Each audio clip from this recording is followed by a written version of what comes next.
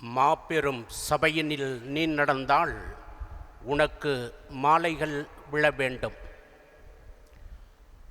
மாபெரும் சபைதனில் நீ நடந்தால் உனக்கு மாலைகள் விழ வேண்டும்.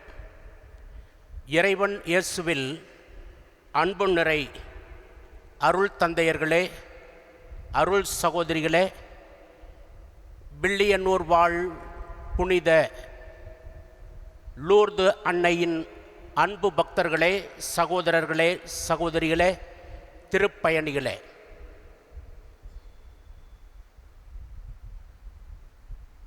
மதர் தெரசா அவர்களுக்கு ஒரு பாராட்டு விழா, பரிசு கொடுக்கின்ற விழாவும் நிகழ்வும் அங்கு நடைபெற்றது. ஏராளமான முக்கியஸ்தர்கள் அந்த நிகழ்வில் பங்கெடுத்தார்கள். அன்னை தெரசா அவர்கள் ஆற்றிய அரும்பெரும் செயல்களையும் நற்பணிகளையும் முன்னிட்டு வாழ்த்துக்கள் சொல்லி பரிசுகளை வழங்கினார்கள். தொடர்ந்து அந்த நிகழ்வின் இறுதியில் வந்திருந்த அத்துணை பேருக்கும் சுவையான உணவு வழங்கப்பட்டது. எல்லாரும் மகிழ்ச்சியோடு இருந்த அந்த தருணம், அந்த நேரம் ஒரு வகையாக மகிழ்ச்சியோடு அந்த நிகழ்வு நிறைவடைந்தது. மதர் தெரசா அவர்களை வழி அனுப்பி வைக்க வேண்டும் என்று அவரை தேடினார்கள் அந்த நிகழ்வை ஏற்பாடு செய்தவர்கள். இறுதியாக மதர் தெரசா இருந்த இடம் எங்கே என்றால், வந்திருந்த விருந்தினர்கள் அத்துணை பேரும் உணவு அருந்தினார்களே, உணவு அருந்திவிட்டு இலைகளை போடக்கூடிய இடம், தட்டுகளை போடக்கூடிய இடம், அங்கே போனார். உணவருந்தி விட்டு மீதமான உணவுகளையும் குப்பத்தொட்டியிலே போட்ட இடத்திலே மதர் தெரசா சங்கடப்படாமல் மீதமான உணவுகளை தட்டில் இருப்பதையும் குப்பையிலே கொட்டியதையும் அவர் வலித்து ஒரு பக்கெட்டிலே போட்டு கொண்டிருந்தார். இதை பார்த்தவர்கள் அதிர்ச்சி அடைந்தார்கள், ஆச்சரியப்பட்டார்கள். அம்மா, என்ன காரியம் பண்ணிக்கிட்டு இருக்கீங்க? ஏம்மா, ஏன் இந்த காரியம்? மதர் தெரசா, பசியோடு என்னிடம் நிறைய குழந்தைகள் இருக்கிறார்கள், அவர்களுக்கு இந்த உணவு இன்று தேவையாக இருக்கிறது. ஆகவே என்னுடைய குழந்தைகளுக்காக வீணா போன இந்த உணவை வீணா போகக்கூடாது என்பதற்காக, குழந்தைகளுக்காக இவற்றை நான் சேகரித்து கொண்டிருக்கிறேன் என்று சொன்னார். இறைவன் இயேசுவிலும் அன்னை மரியிலும் அருமையான பிள்ளைகளே, மரியாள் முதல் நற்செய்தியாளர் என்ற கருப்பொருளில் சில நிமிடங்கள் உங்களோடு நானும் சேர்ந்து இந்த மறைவுரையில் சிந்திப்பதில் மகிழ்ச்சியும் மனநிறைவும் கொள்ளுகிறேன். 4 நற்செய்தியாளர்கள் நமக்கு தெரியும்: மத்தேயு, மார்க்கு, லூக்கா, யோவான். இன்னும் கூட கடிதங்கள் வழியாக தாங்கள் பெற்ற அனுபவத்தை சபைகளுக்கு போதனையாக, அறிவுரையாக திருத்தூதர்கள் எழுதியிருப்பதையும் நாம் அறிந்து வைத்திருக்கிறோம். அப்படி என்றால் மரியாள் நற்செய்தியாளர், அதிலும் அன்னை முதல் நற்செய்தியாளர் என்று இன்று நாம் சிந்திக்க இருக்கிறோம். நம்முடைய தாய் மரியாள் நற்செய்தி ஒன்றை எழுதியிருக்கின்றாரா? திருவிவிலியத்தில் அவருக்கென்று ஒரு பகுதி இருக்கிறதா? அவர் எழுதிய புத்தகம் விவிலியத்தின் ஒரு பகுதியா என்ன? ஆனால் பிரியமானவர்களே, நற்செய்திக்கு உள்ளே நாம் பயணித்து யோசித்து ஒவ்வொரு பக்கங்களாக நற்செய்தி நூல்கள் எழுதிய அவர்களோடு இணைந்து நாம் தேடுகிற பொழுது, மரியாள் நற்செய்தியை எழுதியவரல்ல, நற்செய்தியை வாழ்வாக மாற்றியவரும், நற்செய்தியை நமக்கு கொடுத்தவரும் வழங்கியவரும் இந்த தாய் மரியாள். லூக்கா நற்செய்தியில் அருமையாக நாம் வாசிக்கிறோம், கடவுள் இந்த மண் உலகத்திற்கு ஒரு நற்செய்தியை அனுப்பினார் வானதூதர் கேப்ரியல். அந்த நற்செய்தியை சுமந்து வந்தார். அந்த நற்செய்தியை தயக்கத்தோடு கேள்விகளை மீண்டும் கேட்டு பதிலை தெளிவாக பெற்று ஆம் என்று சொல்லி கடவுளின் பிள்ளையை, அந்த கடவுளை தன்னுடைய கருவிலே சிசுவாக சுமப்பதற்கு இசைவு தெரிவித்த அந்த முதல் நொடி இயேசு என்ற நற்செய்தியை தன்னுடைய கருவறை சுமக்க ஆரம்பித்த அந்த முதல் துளி நேரம், நற்செய்தியை தன்னுடைய கருவில் தொடர்ந்து அந்த நற்செய்தியை சுமந்து சமதளத்தில் பயணிக்காமல் மலை தேசம் நோக்கி அவர் பயணித்தார். என்னுடைய பணி இயேசு ஆண்டவரை என் உதரம் சுமந்த அந்த முதல் துளி நேரம் கேப்ரியல் சொன்னபடி மலை நாட்டில் இருக்கின்ற ஒரு மூதாட்டி எலிசபெத்து அவருக்கு இந்த நற்செய்தியை கொண்டு போனார். நற்செய்தி கொண்டு போன இடத்தில் எத்துணை அருமையான வார்த்தைகள் மூதாட்டி எலிசபெத்தினுடைய உதடுகள் இதயத்திலிருந்து உதிர்த்த அந்த வார்த்தைகள். என் ஆண்டவரின் தாய், என்னிடம் வர நான் யார்?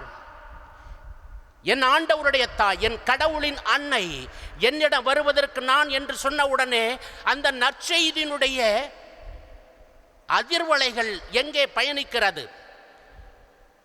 எலிசபெத்து வயிற்றுக்குள்ளே இருந்த குழந்தை மகிழ்ச்சியால் துள்ளியது. அந்த மகிழ்ச்சி எங்கிருந்து கிடைத்தது? வேறொன்றுமில்லை, நமக்கு தெரிஞ்ச செய்திதான். மரியன்னை வயிற்றில் இருக்கின்ற அந்த மெசியா என்ற மீட்பரை கண்டுகொண்ட திருமுழுக்கு யோவான் மகிழ்ச்சியால் துள்ளிய நிகழ்வு நற்செய்தியாய் நமக்கு கிடைத்திருக்கிறது. இயேசுவை சுமந்த மரியாள் நற்செய்தியை ஈன்றெடுப்பதற்காக சொந்த ஊரிலிருந்து ஏறக்குறைய 90 மைல் தூரம் பெத்லகேமுக்கு போனார். உலகத்தின் மீட்பரை நமக்கு கொடுப்பதற்காக, அந்த மீட்பரை பெற்று மீண்டும் அந்த நற்செய்தி என்ற ஆண்டவரை வளர்ப்பதற்காக, வார்த்தை எடுப்பதற்காக, உருவாக்குவதற்காக, ஒரு உயர்ந்த லட்சியத்தை இயேசு பெற வேண்டும் என்பதற்காக பிரியமானவர்களே அவர் பயணித்த தூரம் ஏறக்குறைய 300 மைல் தூரம். எகிப்துக்கு போனார். மீண்டும் எகிப்திலிருந்து நசரேத்துக்கு வந்தார். போகின்ற பொழுதும் வருகின்ற பொழுதும் இயேசு ஆண்டவர் நாளொரு பொழுதும் வளர்ந்து கொண்டே இருந்தார். இந்த குழந்தையை மரியாள் நற்செய்தி பணிக்காக, கடவுளுடைய பணிக்காக, கடவுளையே கடவுளுக்கு அர்ப்பணிக்கின்ற ஒரு நிகழ்வாக, உறவுகள் எங்கே சங்கமிக்கின்றனவோ அந்த உறவுகளின் உச்சத்திலே மகிழ்ச்சியை கொடுக்கின்ற ஒரு நற்செய்தியை கொடுப்பதற்காக கானாவூருக்கு இயேசுவை அழைத்து போனார். அங்குதானே நற்செய்தியாக வந்தவரை நற்செய்தி வழங்குவதற்கு, புதுமை ஒன்றை போற்றுதலுக்குரிய நல்ல நிகழ்வாக வழங்குவதற்கு மரியாள் முதல் துளியை தொடங்கி வைக்கின்றார். ஒரு குத்து விளக்கை அவர் ஏற்றி வைக்கின்றார். குறைகள் நீங்கிற்று, மகிழ்ச்சி மணமக்களுக்கு, உறவுகளுக்கு வந்தன. முதல் தரமான திராட்சரசத்தை ஆண்டவர் செய்வதற்கு, நற்செய்தியின் நற்செய்தியாக இயேசுவை வழங்குவதற்கு மரியாள் முதல் புதுமை செய்வதற்கு தூண்டுதலாக இருந்தார் என்பதை அருமையாக யோவான் நற்செய்தி 2வது அதிகாரம் பதிவு செய்வதை நாம் பார்க்கிறோம்.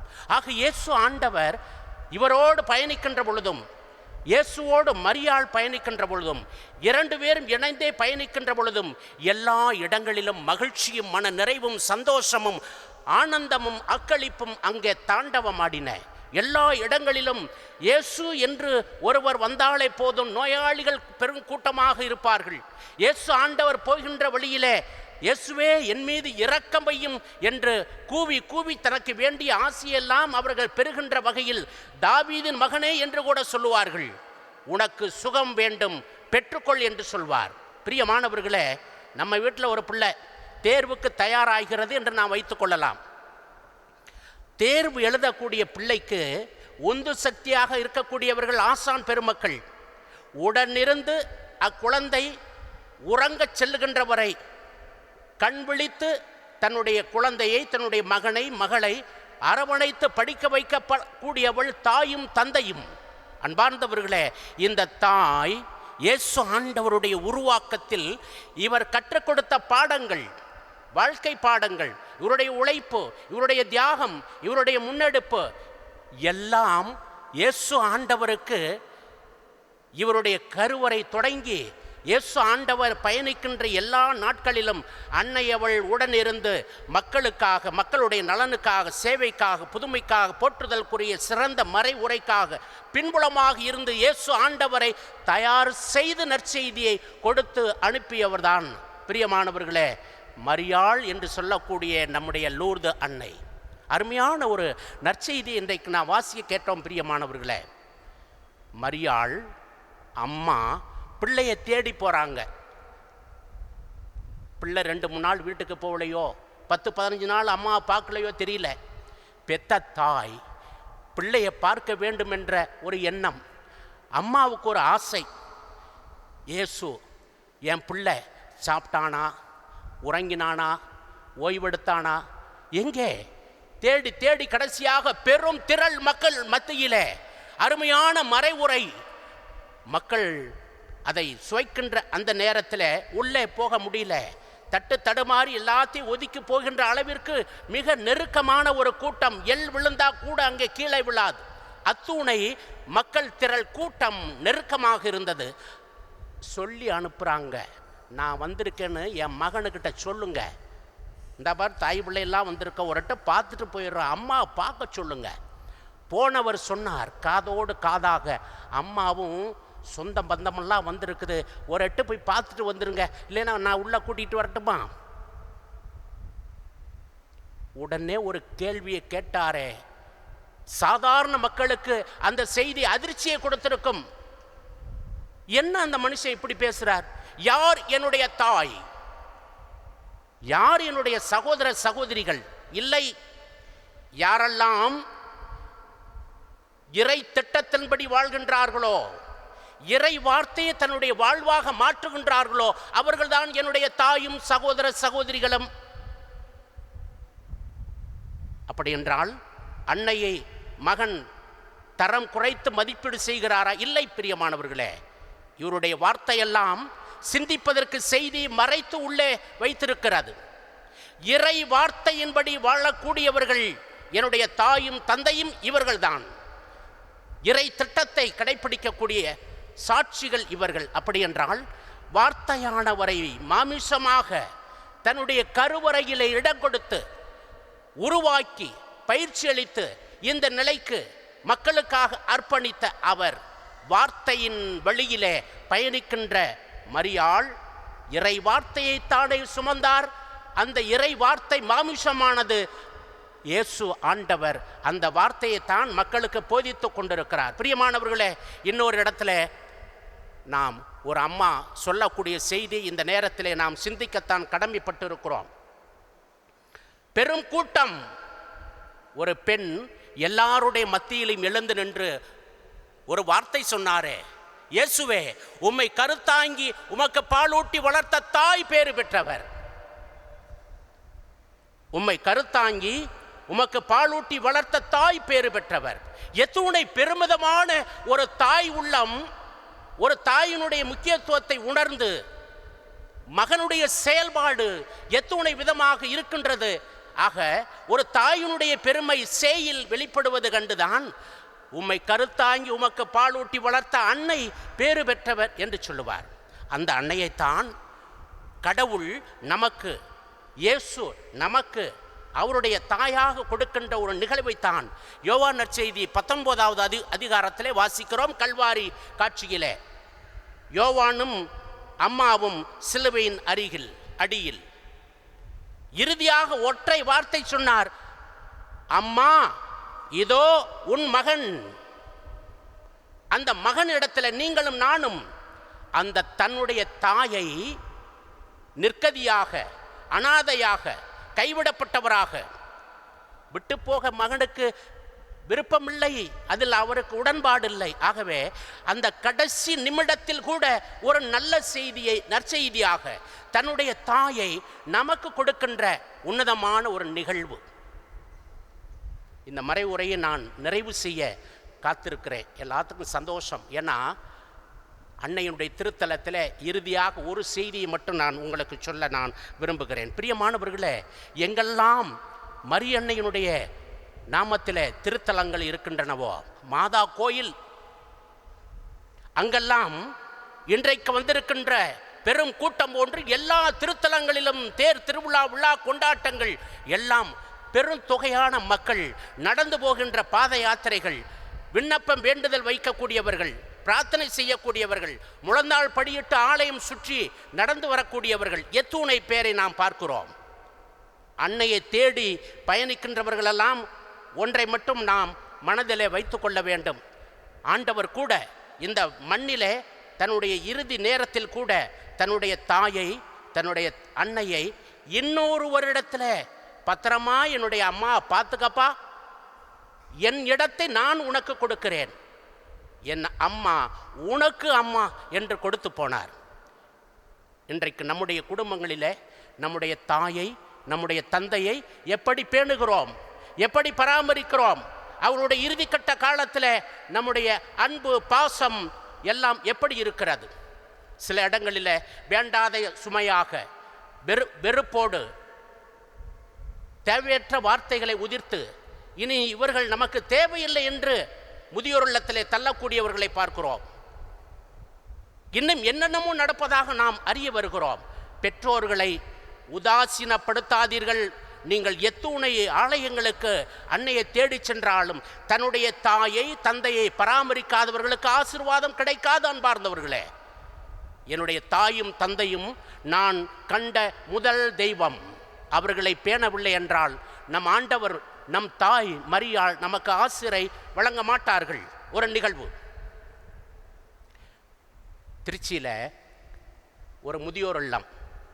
ஒவ்வொரு வாரமும் எங்களுடைய குறுமடத்திலிருந்து தான் திருப்பலிக்கு செல்வோம். முதியோர் இல்லத்துக்கு திருப்பலி நிறைவுற்று சகோதரிகளோடு உணவருந்துகின்ற நேரம் ஒரு தொலைபேசி அழைப்பு. ஒரு அம்மா பேருந்து நிலையத்தில் மயங்கி கிடக்கிறாங்க, வந்து முதியோர் இல்லத்துக்கு தூக்கிக்கிட்டு போங்க. நானும் அந்த கண்ணீர் இல்ல தலைமை சகோதரியும் ஆட்டோ பிடிச்சி போனோம். ஒரு தூணோட கிறங்கி மயங்கிய நிலையிலே ஒரு தாய் அப்படியே தூக்கி ஆட்டோவில் வச்சு முதியோர் இல்லத்துக்கு கொண்டு வந்தான். அவங்கள குளிப்பாட்டி புதிய உடை கொடுத்து உணவு கொடுத்து உறங்கச் செய்து மீண்டும் அவர் தெளிவு பெற்று எழுந்த பின் உரையாடுகிறோம். கேள்வி கேட்டான், அம்மா உங்கள் பேர் என்ன? என் மகன் சாப்பாடு வாங்க போயிருக்கான், இப்போ வந்துடுவான். நீங்கள் எந்த ஊர்? என் மகன் சாப்பாடு வாங்க போயிருக்கான், இப்போ வந்துடுவான். ஏம்மா உங்களுக்கு எத்தனை பிள்ளைங்க? என் மகன் சாப்பாடு வாங்க போயிருக்கான், இப்போ வந்துடுவான். என்ன கேள்வி கேட்டாலும் அதே பதில். என் மகன் சாப்பாடு வாங்க போயிருக்கான், இப்போ வந்துடுவான். என்ன நிகழ்ந்தது? அந்த தாயினுடைய மகன் பேருந்து ஓட்டுநர், தாம்பரம் சொந்த ஊர். அவன் சொன்னானா, அம்மா என் ஃப்ரெண்டன் டிரைவர் தான், பேருந்து ஓட்டக்கூடியவன், கருமண்டபத்தில் இருக்கான், அம்மாவை கூட்டிகிட்டு வா, அம்மாவை கூட்டிகிட்டு வான்னு சொல்லிக்கிட்டே இருக்காம்மா, வாம்மா ஒரு எட்டு போய் நம்ம பார்த்துட்டு வந்துடலாம். பேருந்தில் கூட்டி வந்தவன் பேருந்து நிலையம் திருச்சியில் உட்கார வச்சுட்டு, நீ இங்கேயே உட்காந்துருமா, நான் உனக்கு போய் சாப்பாடு வாங்கிட்டு வந்துடுறேன்னு சொல்லி போனவன் அடுத்த பேருந்தில் ஏறி சென்னைக்கு போயிட்டான். பிள்ளை வருவான், சோறு வாங்கிட்டு வருவான், சாப்பாடு வாங்கிட்டு வருவான்னு சொல்லிட்டு உட்கார்ந்த இடத்துல மயங்கி அவர்கள் தரையோடு தரையாக அவர்கள் சரிந்து விட்டார்கள். பிரியமானவர்களே, இறக்கின்ற வரை எந்த கேள்வி கேட்டாலும் அந்த கேள்விதான். பெத்த உள்ளங்களே, என்ன நினைக்கிறீர்கள்? பிள்ளைகளே, உங்களுடைய தாய் தந்தையை பேணுங்கள். ஆண்டவர் கொடுத்த அருமையான செய்தி. என்னுடைய தாயை நான் உங்களுக்கு தாயாக விட்டு சொல்லுகிறேன். அந்த தாயினுடைய ஆசிர்வாதம் இன்றைக்கு நமக்கு கிடைக்கட்டும். ஆண்டவர் கொடுக்கின்ற நற்செய்தி இந்த அன்னை மரியாள். அன்னையவள் வருகின்ற நம் அத்துணை பேருக்கும் அருளையும் ஆசியையும் நிறை கொடையையும் குடும்பத்தில் சமாதானத்தையும் நமக்கு வேண்டி அத்துணையையும் வில்லியனூர் அன்னை லூர்து தாய் நிறைவாக இந்த நவநாள் திருப்பலியிலே நமக்கு வழங்குவாராக.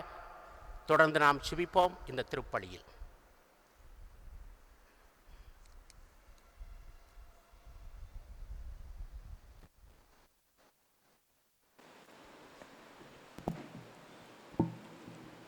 அனைவரும் எழுந்து நிற்போம்.